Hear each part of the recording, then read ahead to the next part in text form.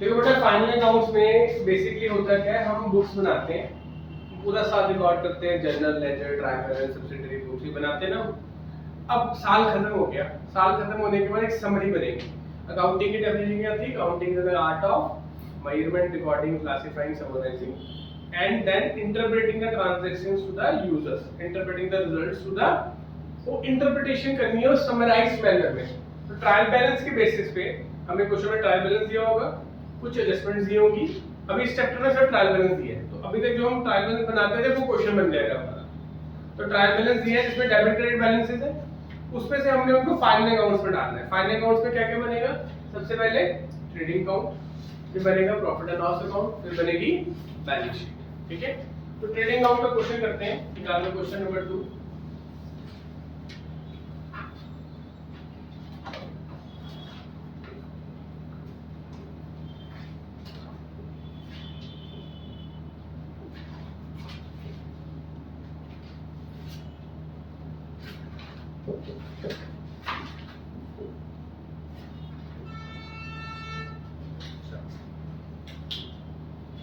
From the following information, ठीक है, determine gross profit. तीन तरह के प्रॉफिट होते हैं, याद है? एक ग्रॉस प्रॉफिट, एक ऑपरेटिंग प्रॉफिट, एक नेट प्रॉफिट। तो ट्रेडिंग अकाउंट में जो प्रॉफिट निकलेगा वो कौन सा प्रॉफिट होगा? ग्रॉस। हमारे बिजनेस की major item purchase and sale जो है, हमने जो खरीदा बेचा उसमें जो बचा उसको ग्रॉस कहते हैं। ओवरऑल नेट होता है कि उसमें से सारे खर्चे माइनस कर दिए। लास्ट लेक्चर में मैंने बताया था, इसके अंदर हम लेंगे डायरेक्ट एक्सपेंसेस। कौन से एक्सपेंसेस लेंगे? डायरेक्ट एक्सपेंसेस वो होते हैं जो हमारे बिजनेस की कॉस्ट का एग्जैक्ट कैलकुलेशन पॉसिबल है, यानी कि जो भी हम गुड्स खरीद रहे हैं या बेच रहे हैं उसकी पर यूनिट कैलकुलेशन या उसकी यूनिट इकोनॉमिक्स निकल सकती है।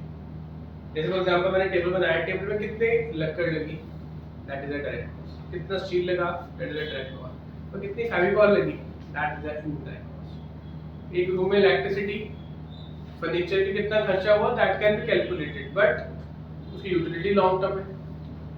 गुड्स जो हम खरीद रहे हैं उनको बेचने वाले हैं, दैट इज कॉल्ड ट्रेडिंग। तो जो गुड्स खरीदे उन पे जो भी खर्चा होगा वो डायरेक्ट कॉस्ट बनेगा, जो भी गुड्स बेचे उन पे जो भी खर्चा होगा वो क्या बनेगा?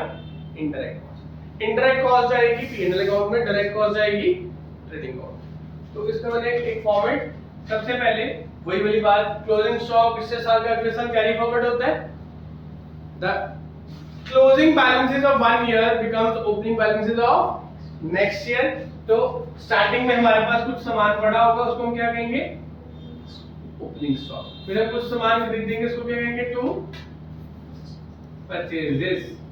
ठीक है, फिर जो सामान हम बेचेंगे उसको क्या कहेंगे? सेल्स। और जो बच जाएगा उसको क्या कहेंगे? Closing stock. ये चारों चीजों को फॉर्मेट में ध्यान रखना है कि अकाउंट की स्टार्टिंग हमेशा किससे होगी? Opening stock. परचेजेस कौन सी परचेजेस लेनी है? Net purchases. कौन सी लेनी है? क्या होता है नेट परचेजेस का फॉर्मूला? याद करो accounting question, purchases minus purchase return. तो परचेज रिटर्न इसमें से माइनस हो जाएगी, ठीक है। और नेट सेल्स में क्या आएगा? Sales minus sales return. Clear होगी बात? अब इसके बाद other than that direct expenses आएंगे। कौन से आएंगे? Direct expenses. वो जो जो नाम होगा वो उस हिसाब से लिखते जाएंगे, जैसे वेजेस देना, ऑक्ट्राई, ठीक है, पावर। ये आपको विद प्रैक्टिस धीरे समझ आ जाएगा। And when we go to the theory तो हम उसके अंदर डिटेल डिस्कस करेंगे, क्योंकि इनकी कोई लिमिट नहीं है। हर बिजनेस के नेचर के अकॉर्डिंग एक्सपेंस अलग है। कोई एक्सपेंस किसी बिजनेस में डायरेक्ट है, किसी बिजनेस में इनडायरेक्ट है। तो हम जर्नलाइज मैनर में जो आपको भी बेसिक क्लास में होगा उसकी एक लिस्ट प्रिपेयर करेंगे। और लॉजिक समझो, जो परचेज का खर्चा और जिसकी एग्जैक्ट यूनिट इकोनॉमिक्स निकल सकती है। अब आप 4 बच्चे बैठे हो, 20 बच्चे बैठे हो, how much my electricity is burn, that is the same. वो क्वांटिटी के ऊपर, आउटपुट के ऊपर डिपेंड नहीं करता, वो इनडायरेक्ट है। जो क्वांटिटी और आउटपुट पर डिपेंड करता है, आप बैठे हो पेन यूज कर रहे हो तो पर स्टूडेंट पेन यूज होगा। 10 बच्चे होंगे तो 10 पेन यूज होंगे, 50 होंगे तो 50 यूज होंगे, 100 होंगे तो 100 यूज होंगे। तो इसका मतलब वो आउटपुट के अकॉर्डिंग वेरी करता है। गुड्स एक बन रहे हैं, एक खरीदे जा रहे हैं, 4 खरीदे जा रहे हैं, 1000 खरीदे जा रहे हैं, 1000 खरीदे जा रहे हैं। तो जिसका आउटपुट से क्वांटिटी से वेरिएशन एग्जैक्ट सेम रहता है, कोई फर्क नहीं पड़ता।